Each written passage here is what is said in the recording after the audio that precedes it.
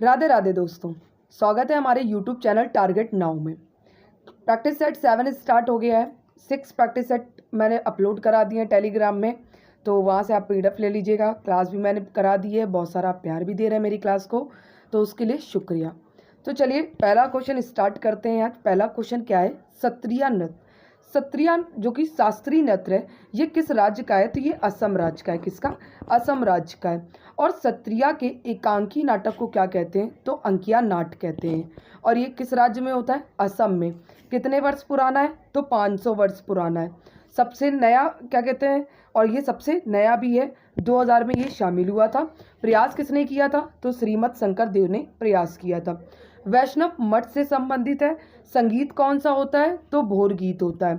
और ये जो अंकिया नाट में खेल होता है वो कौन सा होता है? तो बाओना खेल होता है। कौन सा? बाओना होता है। इसमें कहानी किसकी दिखाई जाती है? भगवान श्री कृष्ण की कहानी दिखाई जाती है। और मिट्टी पर एक एक्सरसाइज होती है। कौन सी होती है वो? माटी अखोरा होती है। कौन सी? माटी अखोरा। भाषा कौन सी होती है? तो ब्रजवली होती है। पुरुष नर्तक जो होते हैं उनको क्या कहते हैं? तो भांगी कहते हैं। और जो फीमेल नर्तक होती है उन्हें क्या कहते हैं? तो सिमंगी कहते हैं। और त्योहार के अवसर पर क्या होता है? भूंकोट होता है, जो कि मेल डांसर के द्वारा होता है। सत्रिया के आर्टिस्ट देखते हैं कौन कौन से हो गए। तो सबसे पहले जतिन गोस्वामी। जतिन गोस्वामी को पद्म भूषण मिला। क्या मिला था इनको? पद्म भूषण मिला था, जो कि 2025 में ही मिला है। और एक कौन हो गए? सरदीय सेखिया। सरदीय सेखिया हो गए। मणिक बारबयान हो गए। और मुकुंद सेखिया। मुकुंद सेखिया जिन्हें बिस्मिल्लाह खां युवा पुरस्कार 2023 दिया गया। और भावेन गायते बोरबयान जिनको संगीत नाटक अकेडमी 2023 प्राप्त हुआ। नेक्स्ट है, अब आते हैं क्वेश्चन नंबर 2। क्वेश्चन नंबर 2 क्या है कि सार्क। सार्क का पूरा फुल फॉर्म क्या है? South Asian association for regional corporation. ये स्थापित कब हुआ? 8 दिसंबर 1985 को ढाका में हुआ था। ढाका में स्थापित हुआ था, हेडक्वार्टर नहीं है। और इसका हेडक्वार्टर कहाँ पे? तो ये नेपाल काठमांडू में है। 1987 में हेडक्वार्टर बना था। नेक्स्ट है कि सदस्य कितने हैं? तो 8 हैं। 8वां सदस्य कौन सा है? तो 2007 में बना था। कौन? अफगानिस्तान, जो कि कौन से सम्मेलन से? 14वें सम्मेलन से बना था। पर्यवेक्षक देश कितने? 9 हैं। पहले महासचिव कौन है? तो कौन है ये? अबुल एहसान है। सॉरी, अबुल एहसान लिखा हुआ है, जो कि बांग्लादेश के हैं। पहले इंडियन कौन थे? तो सीलकांत शर्मा थे। और वर्तमान में सचिव कौन है? तो गुलाम सरवर हैं, जो कि बांग्लादेश के ही हैं। सार्क की यूनिवर्सिटी कहाँ पे है? तो न्यू दिल्ली में। सार्क की यूनिवर्सिटी कहाँ पे है? तो न्यू दिल्ली में। सार्क का विकास कोष कहाँ पे है? तो थिम्पू में है। थिम्पू। और सार्क फूड बैंक कहाँ पे है? तो ये पाकिस्तान में, नल्ला पाकिस्तान में। नेक्स्ट है क्वेश्चन नंबर 3 कि मेजर ध्यानचंद खेल रत्न अवार्ड में कितनी राशि दी जाती है? नगद राशि। तो कितनी दी जाती है? तो ये राशि दी जाती 25 लाख। पहले इसका नाम था राजीव गांधी खेल रत्न अवार्ड। और 6 अगस्त 2021 से क्या कर दिया गया? मेजर ध्यानचंद खेल रत्न अवार्ड कर दिया गया। ऐसे ही अर्जुन अवार्ड में कितनी राशि दी जाती है? तो 15 लाख दी जाती है। और द्रोणाचार्य में भी कितनी दी जाती है? तो 15 लाख रुपए राशि दी जाती है। अर्जुन अवार्ड जो कि 1961 में स्थापित हुए। द्रोणाचार्य अवार्ड जो कि 1985 में स्थापित हुए। और वो भी कौन से? Life time achieve award.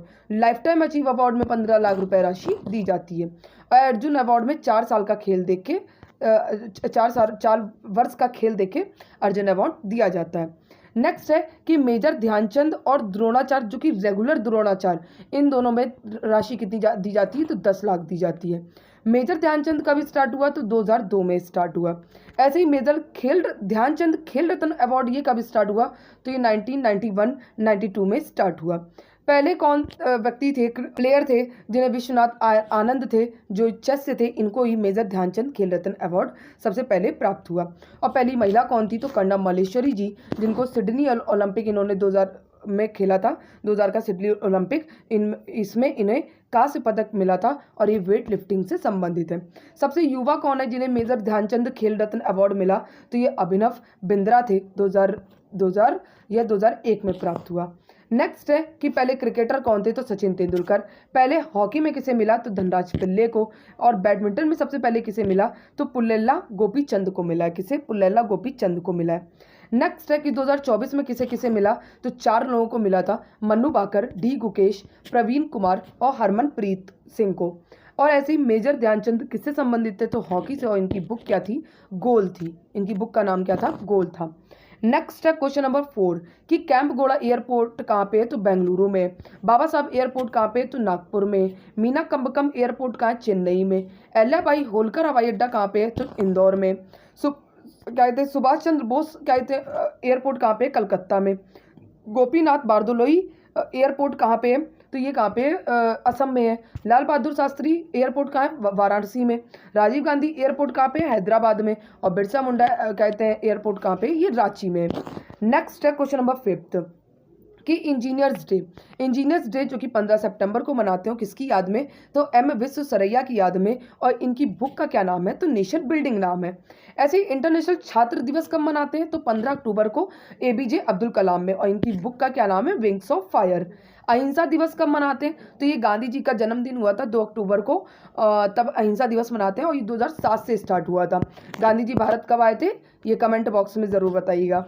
Next है कि राष्ट्रीय युवा दिवस जो कि स्वामी विवेकानंद जी की याद में बनाते हैं 12 जनवरी को। बाल दिवस जो कि पंडित नेहरू जी की याद में 14 नवंबर को बनाते हैं। सद्भावना दिवस जो कि 20 अगस्त को राजीव गांधी जी की याद में बनाते हैं। सुशासन दिवस जो कि बहुत इंपॉर्टेंट है, गुड गवर्नेंस डे, जो कि 25 दिसंबर को अटल जी की याद में बनाते हैं। राष्ट्रीय महिला दिवस जो कि 13 फरवरी को सरोजनी नायडू जी की याद में बनाते हैं। और राष्ट्रीय दुग्ध दिवस जो कि 26 नवंबर को बनाते हैं वर्गीस कुरियन की याद पर। नेक्स्ट है, अब आते हैं क्वेश्चन नंबर 6। क्वेश्चन नंबर 6 क्या है कि कैप्टन कूल किसे कहते हैं? तो ये MS धोनी को कहते हैं। किसे? MS धोनी को। कूल कैट किसे कहते हैं? तो K विलियमसन को कहते हैं। चीकू किसे कहते हैं? विराट कोहली को। विराट कोहली ने टेस्ट क्रिकेट से संन्यास ले लिया है। नेक्स्ट है कि हरियाणा हरिकेन किसे कहते हैं? तो कपिल देव को कहते हैं। कपिल देव जो कि कैप्टन थे 1983 में, इन्होंने वर्ल्ड कप जीता था, भारत ने वर्ल्ड कप जीता, ये कैप्टन थे। बिग शो किसे कहते हैं? मैक्सवेल को। मिस्टर क्रिकेट किसे कहते हैं? माइकल ये क्या नाम है इनका? माइकल हसी को कहते हैं। और यूनिवर्स 60 किसे कहते हैं? तो AB डिविलियर्स को कहते हैं। और रॉक स्टार किसे कहते हैं? तो रविंद्र जडेजा को। द प्रिंस किसे कहते हैं? शुभमन गिल को। हिटमैन किसे कहते हैं? रोहित शर्मा को। गब्बर किसे कहते हैं? धवन को। यूनिवर्स बॉस किसे कहते हैं? तो क्रिस गेल को कहते हैं। और मिस्टर IPL किसे कहते हैं? तो सुरेश रैना को। और द स्विंग प्रिंस किसे कहते हैं? तो भुवनेश्वर कुमार को कहते हैं। किसे? भुवनेश्वर कुमार को। नेक्स्ट है क्वेश्चन नंबर 7 कि the 7 since of being a mother, ये किसकी बुक है? तो ये ताहिरा कश्यप खुराना की बुक है। ट्विंकल खन्ना ने 3 बुक्स लिखी है, Mrs funny bones, welcome to paradise and legend of Lakshmi Prasad लिखी है। नेक्स्ट है कि क्या कहते हैं आलिया भट्ट ने कौन सी बुक्स लिखी हैं? तो आलिया भट्ट की सबसे पहली बुक है एड फाइंड्स अ होम है। प्रेगनेंसी बाइबल, प्रेगनेंसी में क्या क्या बार रखनी चाहिए, मतलब जो प्रेगनेंसी के बारे में है, तो ये करीना कपूर की बुक है। और अनफिनिश्ड किसकी? प्रियंका चोपड़ा की है। द मॉडर्न गुरुकुल पुस्तक किसकी है? तो सोनाली बिंद्रा की है। माई लाइफ इन डिज़ाइन किसकी है? गौरी खान की है। The elephant in the womb ये किसकी है? तो ये कल्कि कोचलिन की है। किसकी? कल्कि कोचलिन की है। नेक्स्ट है क्वेश्चन नंबर 8 कि डीपीएसपी जो कि लोक कल्याण सामाजिक व्यवस्था, ये आर्टिकल 38 में। राज्य द्वारा अनुसरणी नीति, ये आर्टिकल 39 में। सहकारी समिति 43B में। और इंटरनेशनल शांति एवं सुरक्षा की अभिवृद्धि, ये आर्टिकल 51 में। डीपीएसपी जो कि 43 आर्टिकल 43 में क्या है? तो कर्मकारों का निर्वाह मजदूरी। 39A में क्या है? गरीबों को निःशुल्क विधि सहायता। आर्टिकल 45 में क्या है? 0 से 6 वर्ष तक के बच्चों को शिक्षा। 39D में क्या है? समान कार्य के लिए समान वेतन। 44 में क्या है आर्टिकल के? तो समान नागरिक सहायता है। और 46 में क्या है? तो SC ST AWS आर्थिक शिक्षा हित, ये क्या है? 46 में।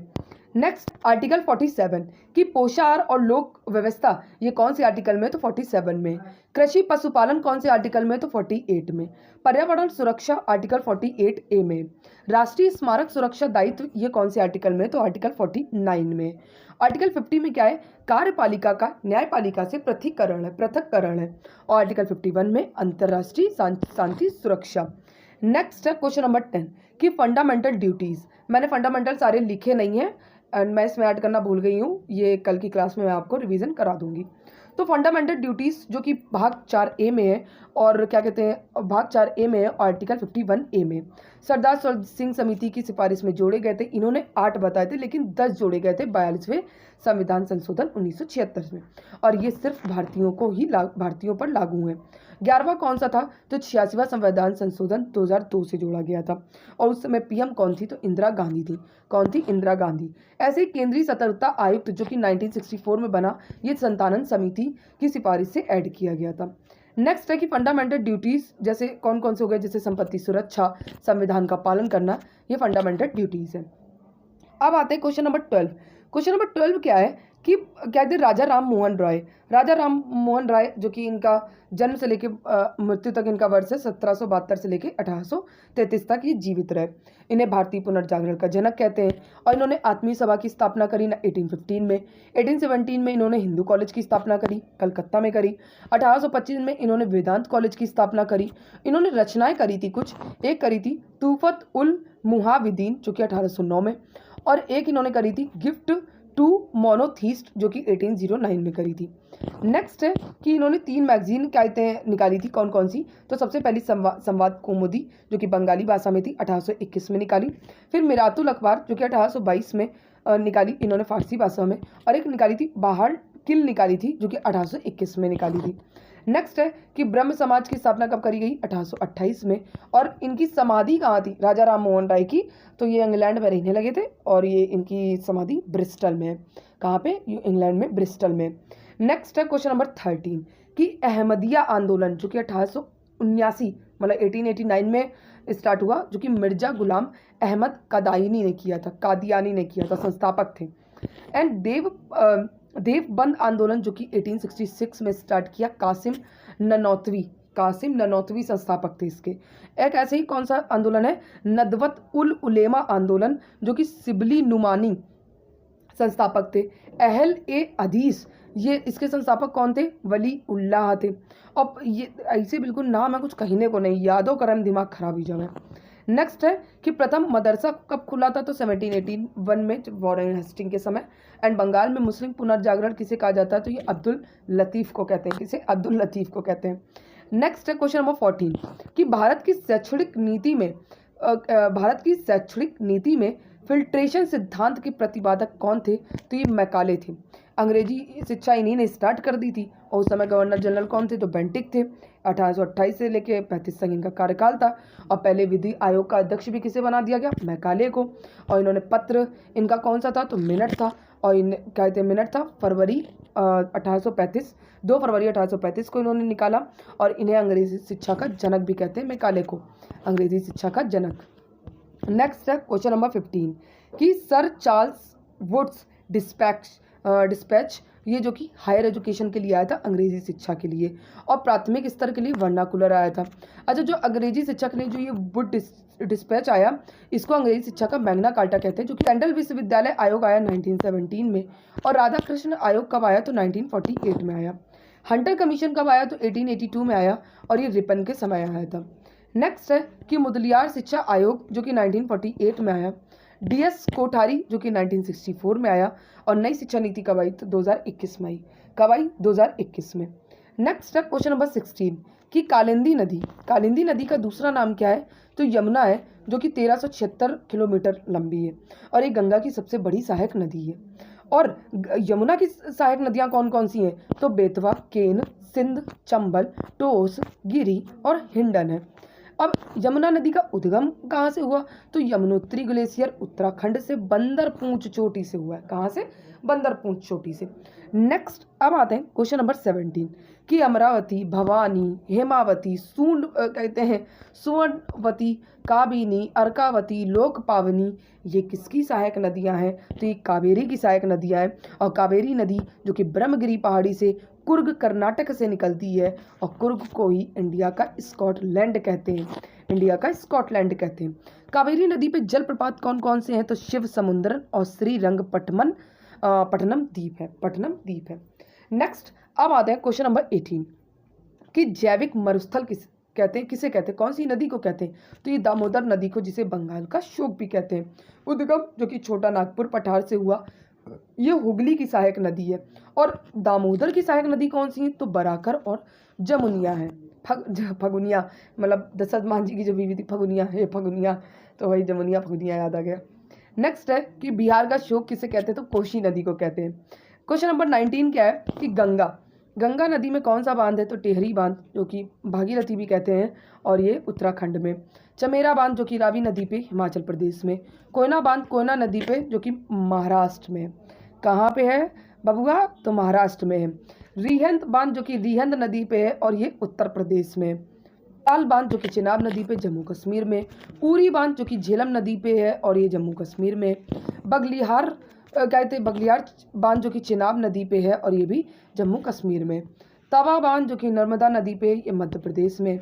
गांधी सागर बांध जो कि चंबल नदी पे, मध्य प्रदेश में। और मलम पूंझा बांध जो कि मलम पूंझा में है और मलम पूंझा नदी में है और ये केरल में। इडुक्की बांध जो कि पेरियार नदी पे, ये केरल में, और ये भारत और एशिया का पहला आर्क डैम है। कौन सा? पहला आर्क डैम है। अब आते हैं क्वेश्चन नंबर 20।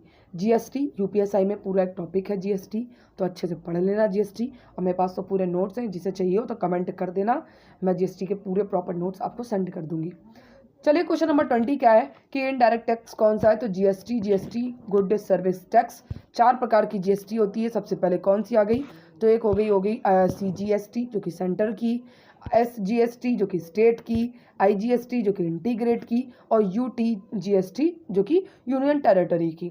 इसमें दर कौन सी होती है? तो 5%, 0%, 5%, 12%, 18% और 28% होती है, लेकिन 0% कैलकुलेट नहीं की जाती है। और गोल्ड जो होती है, गोल्ड में कितना परसेंट लगती है जीएसटी? तो 3%। और मोबाइल में जैसे 18% लगती है। एक जीएसटी आईएन नंबर होता है, कौन सा? तो जीएसटी आइडेंटिफिकेशन नंबर, जो कि 15 अंकों का होता है। जीएसटी परिषद जो कि आर्टिकल 279A में है।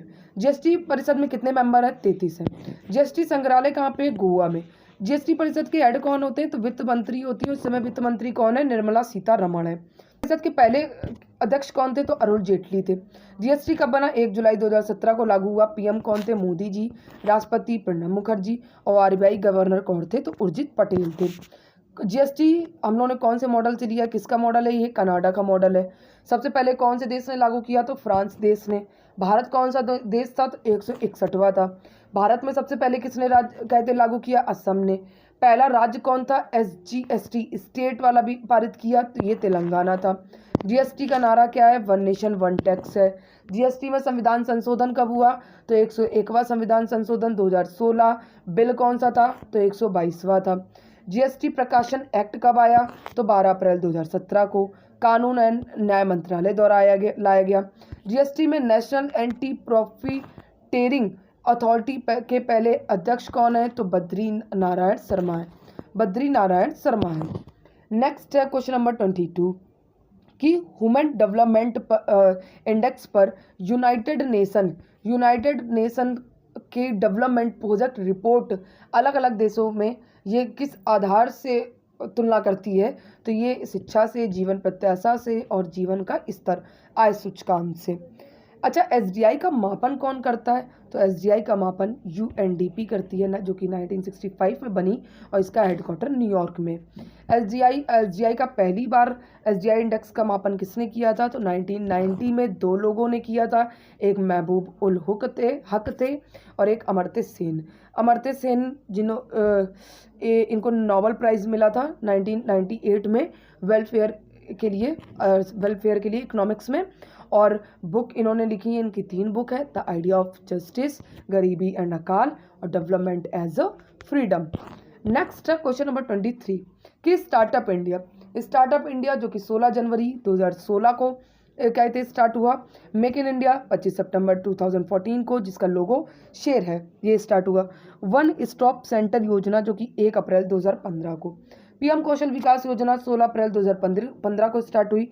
अटल नवाचार मिशन जो कि 2016 को स्टार्ट हुआ, योजना स्टार्ट हुई, सॉरी। नेक्स्ट है क्वेश्चन नंबर 24 कि न्यूटन, एक तो न्यूटन के लॉ नहीं खत्म होते हैं कसम से। न्यूटन के कितने लॉ होते हैं? तो न्यूटन के 3 लॉ हैं। सबसे पहला नियम कौन सा है? तो जड़त्व का नियम है, तो V = U + AT फॉर्मूला।